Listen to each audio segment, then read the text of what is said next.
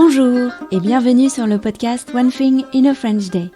Aujourd'hui, mardi 28 avril 2020, cet épisode, le numéro 1813, s'intitule « Journal de bord, 43e jour, reprise du chantier, Hirondelle et Isabelle ».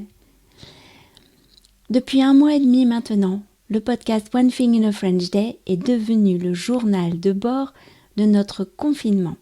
Pendant cette période différente, le podcast est diffusé presque tous les jours. Est-ce que vous nous suivez ? Vous pouvez aussi nous envoyer des messages, nous adorons ça, que cela soit par Instagram, Facebook ou encore par email à frenchday@gmail.com. Je réponds à tous les messages, même si c'est long un peu parfois, je sais.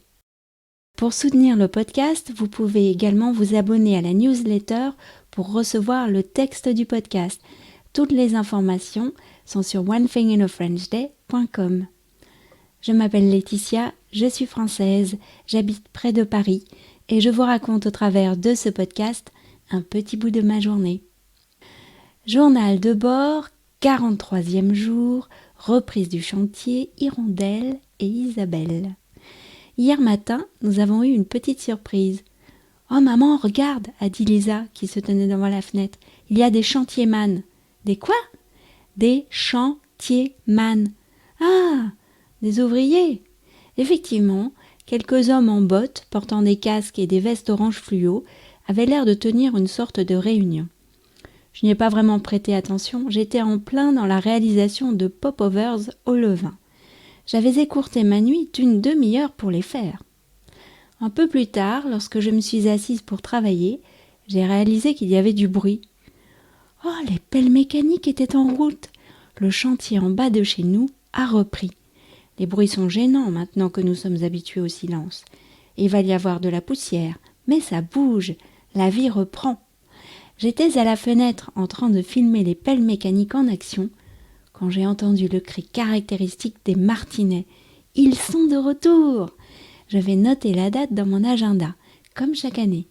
Leurs copines les hirondelles doivent aussi être là. C'est joyeux, non ? Autre moment joyeux. Hier soir, j'aperçois une silhouette devant le magasin de fleurs. Nous passons sur le trottoir d'en face lorsque nous débouchons de la rue que j'ai filmée. On dirait Isabelle, ai-je dit à Michaela. C'était bien elle, Isabelle la maîtresse. Les filles, mon intuition me disait que j'allais vous croiser, nous a dit Isabelle.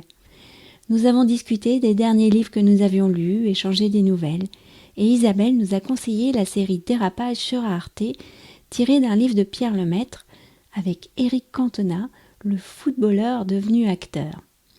De notre côté, nous lui avons conseillé la série Parlement sur France Télévisions, une série très drôle dont un jeune assistant au Parlement européen est le héros. On ne comprend rien aux amendements, mais on rigole bien. Nous allions nous quitter quand la dame au coupe-vent jaune est passée devant nous. Oh, la dame au coupe-vent jaune, s'est écriée Isabelle. Elle court vite. One Thing in a French Day, c'est fini pour aujourd'hui.